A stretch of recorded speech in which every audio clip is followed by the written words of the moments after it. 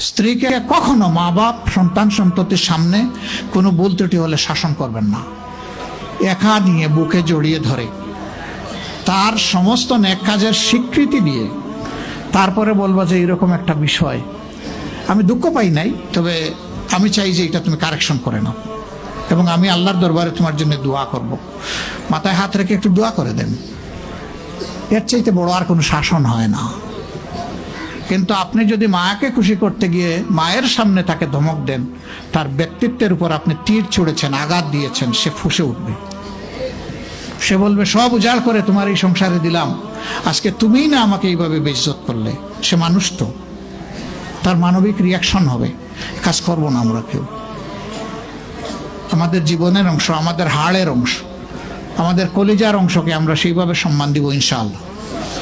আমরা ভালোবাসবো সে আমার স্ত্রী, আমরা শ্রদ্ধা করবো সে আমার সন্তানের মা। স্ত্রী হিসাবে ভালোবাসা পাবে, মায়ের জাতি হিসাবে সে সম্মান পাবে। এই দুইটা ব্যালেন্স করে যদি আমরা চলি, গড় হবে জান্নাতের টুকরা ইনশাআল্লাহ।